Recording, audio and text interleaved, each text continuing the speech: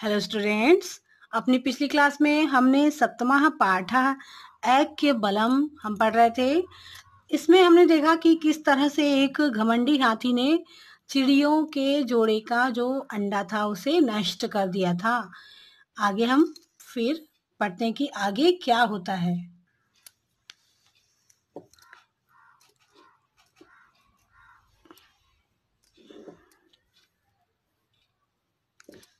सः गत्वा मक्षिकां न्यवेदयत् यत् मम चटकामित्रस्य गृहम् एकेन मत्तगजेन विनष्टम। तो जो कठफोड़वा पक्षी है वो अपने जो मक्खी उसकी मित्र रहती है उससे जाकर कहता है कि मेरे मित्र जो चिड़िया और चिड़ा है उनका घर एक घमंडी हाथी ने नष्ट कर दिया।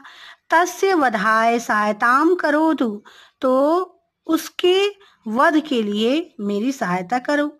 मक्षिका अवदत् यत् मित्रम एव मित्रस्य कार्यम साधयति। तो मक्खी कहती है कि मित्र वही होता है जो अपने मित्रों का कार्य पूर्ण करने में मदद करता है।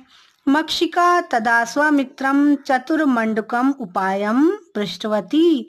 फिर मक्खी का जो मित्र था एक चतुर मेंढक था, उससे उसने उस हाथी को का वध करने के लिए कोई उपाय पूछा।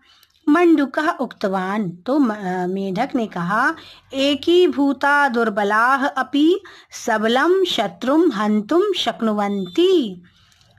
एक ही भूता अर्थात एकता के बल पर जो दुर्बल होते हैं अगर वो एक हो जाएं तो सबल शत्रु का भी हनन कर सकते हैं, उसको भी दंड दे सकते हैं। अगर सारे दुर्बल मिल जाएं तो किसी भी सबल का जो बहुत ज्यादा शक्तिशाली है उसका भी सामना कर सकते हैं। तैः सर्वैः मिलित्वा एका योजना निश्चिता। अब उन सबने मिलकर एक योजना बनाई। सर्वेषां दायित्वं वितरितं तदनुसारं मध्याह्ने मक्षिकया गजस्य कर्णयोः वीणावादनं कृतम्। सबको सबका दायित्व सौंप दिया गया और दायित्व के अनुसार ही दोपहर के समय मक्खी जो थी उसने हाथी के कानों में वीणा वादन करना शुरू कर दिया। अर्थात मक्खी की जो आवाज होती है ना वह उसने करनी शुरू कर दी उस हाथी के कानों में। एतेन गजः नयने निमील्य वीणा वादनेन मुग्धः अभवत्। और जो हाथी था उसने खाना वाना खा लिया था और जब उसके कान में मक्खी ने वीणा वादन सुनाया तो वह उसके वीणा वादन से मुग्ध हो गया।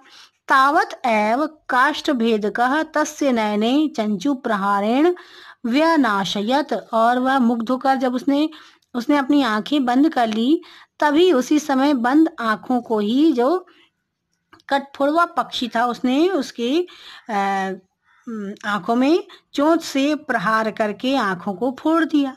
अनंतरम यत्र महान पंकः आसीत तत्र मंडुकः ध्वनिना तम जलम पातुम आकर्षितवान। और पास में ही एक कीचड़ का दलदल जैसा था, एक तालाब था जिसमें कि कीचड़ युक्त तालाब था, बहुत ज्यादा कीचड़ था। तो जो मेंढक था वहां पर उसने ध्वनि करना शुरू किया, जोर जोर से आवाज करना शुरू कर दिया।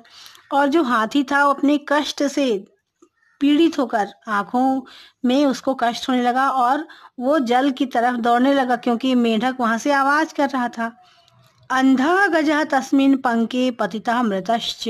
और जब अंधा हाथी जो था उस कीचड़ के तालाब में गिरकर वहां पर उसकी मृत्यु हो गई।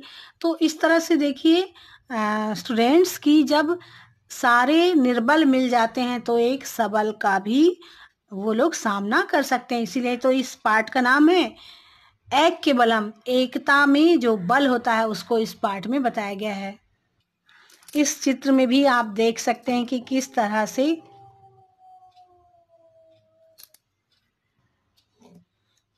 से हाथी जो है वो कीचड़ में डूबता जा रहा है। एवं तैः तीक्ष्ण बुद्धया ऐकेन च सह मत्तगजः मारितः आत्मनो वनस्य च रक्षणम कृतम। और इस तरह से उन बहुत सारे दुर्बल परंतु तीक्ष्ण बुद्धि के सारे पशु पक्षियों ने एक होकर इस घमंडी हाथी का वध कर दिया और अपनी और वन के सारे जीवों की रक्षा उन लोगों ने की, है ना। इस पाठ के अभ्यास के प्रश्नों को हम अगली क्लास में हल करेंगे।